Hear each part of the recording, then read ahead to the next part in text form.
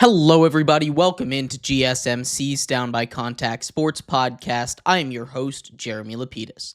Today is Friday, April 18th. Happy Friday, everybody. Hope everybody's had a great day, had a great week so far. We have a lot to get into. I'm very excited for today's episode because today is our very special playoff preview episode. As we do every single year today, not just for the NBA, but also for the NHL. We're going to start off in the NBA, go through the Eastern, then the Western Conference, do the same thing in the NHL, the Eastern, then the Western Conference. If we have extra time, we'll take a look at what's going on in baseball. But before we do, remember, if you would like to be an even bigger part of the show than you already are, all you need to do is go to gsmcpodcast.net.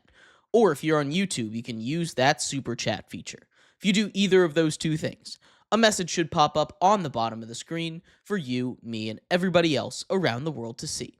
If you do have a burning question about sports, anything at all that you would like to ask, go ahead and throw that in the comments. Throw it in the chat. I will get to it as soon as I possibly can. I appreciate everybody so much for sticking around, talking some sports with me here on a beautiful Friday, April 18th. But like I was saying, we are going to start off our show here getting a little bit into the Eastern Conference for the NBA playoffs. We'll go through the first round, then quickly through the extra rounds, how I see it playing out. We're going to start off with the 1 versus 8 matchup. Now, I know we don't know who the 8 seed is going to be yet, whether that be the Heat or the Hawks, but does it really matter? This is a Cleveland Cavaliers team that is led by a four-headed monster of Spida, Donovan Mitchell, you have Garland, you have Jarrett Allen, you have a resurgent Evan Mobley, who's been a huge part of the success this season. We haven't seen Donovan Mitchell really go out and play the extent that he has the ability to, but this is still the best team in the Eastern Conference by record for a reason. I don't think the Heat have the firepower to do it. They just don't have the star to take care of this Cleveland team with a really good defense. And the Hawks and Trae Young, I just don't think they have the juice either. I think either of these teams could steal one game potentially from the Cavs, but at the end of the day, this is a Cavs team that's going to roll its way through to the second round of the playoffs. I think they beat the Heat in 4. I think they beat the Hawks in 5. And I think eventually it's the Hawks that come out on top in this one, but I could see it going either way. After that, you have the 4-5 matchup. The Pacers out of Indiana take on the Milwaukee Bucks, and this one I think is fascinating. This is my favorite matchup in the Eastern Conference. Now, I know a lot of people are really excited for the Knicks-Pistons matchup, as they should be. That's also going to be a really good one. The 4-5 and 3-6 in both conferences, I think, will be pretty solid. But this Indiana Pacers Milwaukee Bucks one is really interesting to me. First of all, for the Bucks, obviously the big storyline is what's going on with Dame. Dame is potentially coming back in this series. Reportedly, the blood clot is just about gone. He could come back for game 2 of the series. I don't think that's going to make too big of a difference, though. Right now, this Indiana Pacers team is playing really good basketball, but so is this Bucks squad, especially behind the game that Giannis has been playing. The Bucks have lost in the first round now 2 years in a row, and with Giannis playing the way he is, I can't see them doing that again.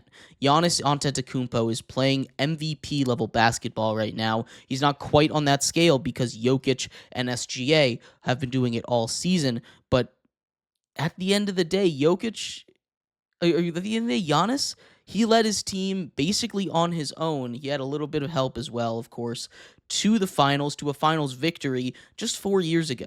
And to have them be all but counted out now, I don't understand. When it comes down to it, Giannis is the best player in this series. The Pacers don't have anybody that can guard him. These two teams are going to play a very tough 7-game series, I think.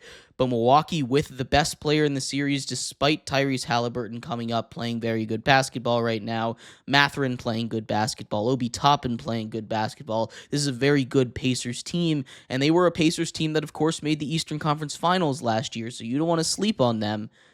But this is a Bucks team that I think is ready to go, and the way that Giannis is playing basketball, they get Bobby Portis back from suspension. They're going to get Dame back most likely at some point in this series, and that is going to be a massive, massive difference maker when they get everybody healthy. Kyle Kuzma, he can step up in the big moments. We've seen him do it before in these playoff atmospheres. I think Giannis and the Bucks take this series in 7 games over the Indiana Pacers. This one is going to be a hard-fought battle, and it's not going to be easy, but Giannis has basically been averaging a triple-double with 30 points over his last month of basketball or so. He's been Superman for this Bucks team, and I don't think that's going to stop in the playoffs.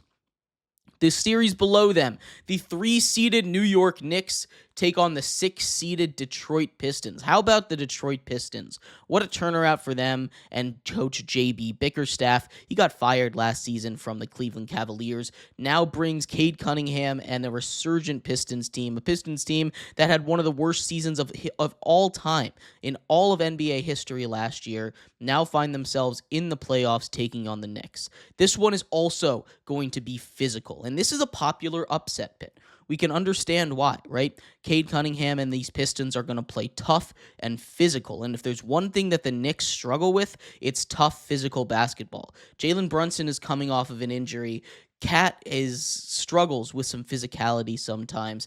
The rest of this team also coming off injuries. They're fully healthy right now, but this is a Knicks squad that if someone goes down from that starting rotation, the way that they have it going, they don't really have depth. They haven't really played a whole lot of games as a completely healthy squad.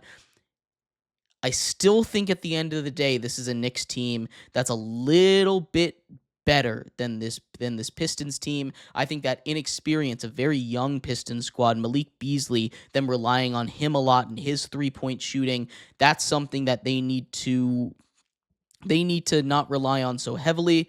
They struggle having a true secondary scoring option outside of Cade Cunningham, unlike the Knicks, who I think are built very similarly to the Pistons. They've got their main offensive juggernaut, their main offensive weapon with the ball in his hands in Jalen Brunson, but the difference is they have more options, right?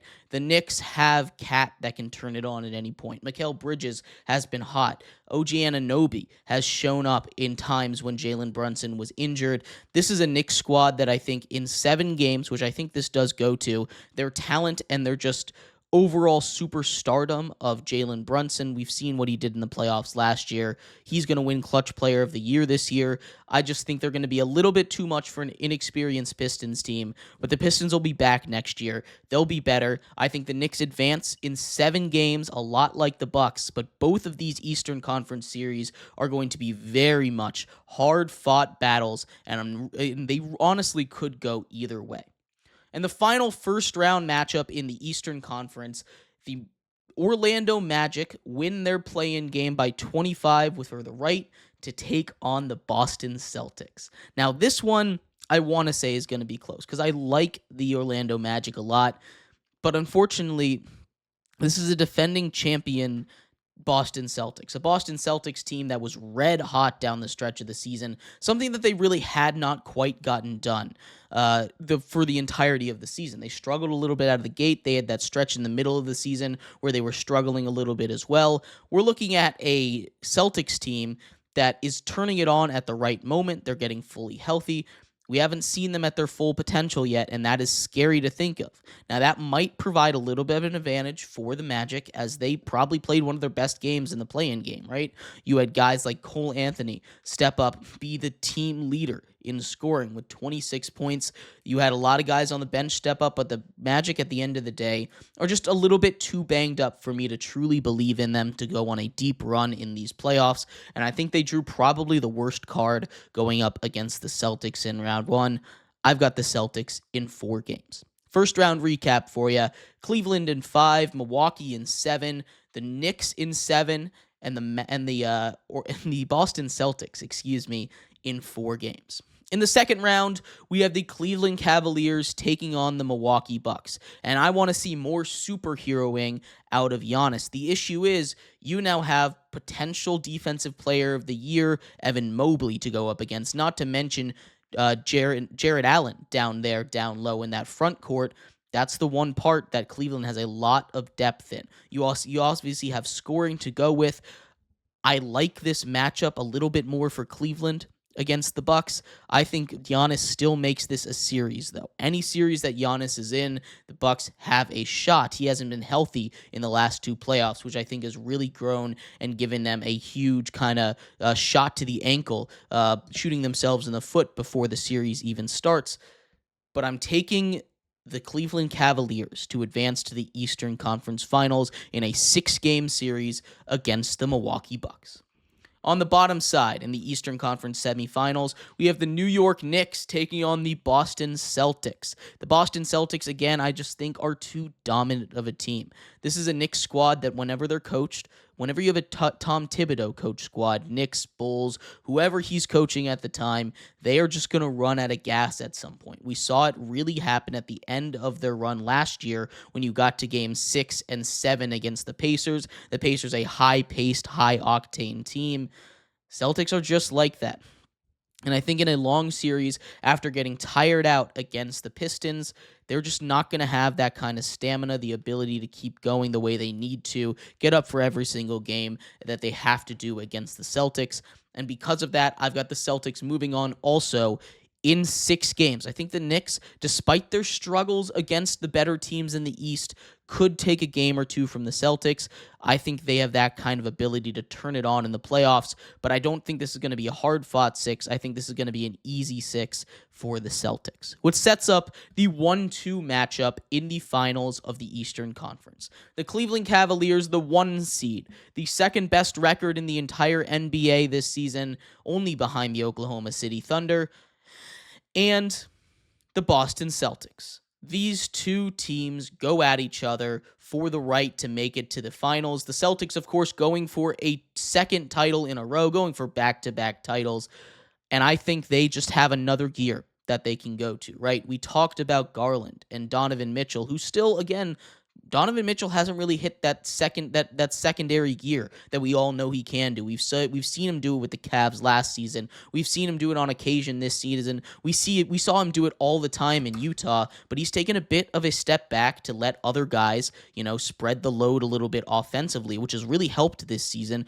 but he has the ability to go to the second tier. So I don't think this is going to be an easy matchup for either of these two, but I just like the way that the Celtics play ball, right? They barrage you with three-pointers. And Evan Mobley, despite how good at defense he is, despite how good this Cavs defense is, they're kind of built on that inside-out philosophy, right? You want to funnel the Celtics, funnel your opponent down to the inside so you can get them into the jaws of Jared Allen and Evan Mobley down low. Not to say that they can't go up high and play defense, but I think it's just not a great matchup. We've seen these two go at it. They've played really, really intense games against each other. I think this goes 7 games, but at the end of the day, I'm taking Jason Tatum and the Celtics to return to the finals out of the Eastern Conference in 7 games against the Cleveland Cavaliers.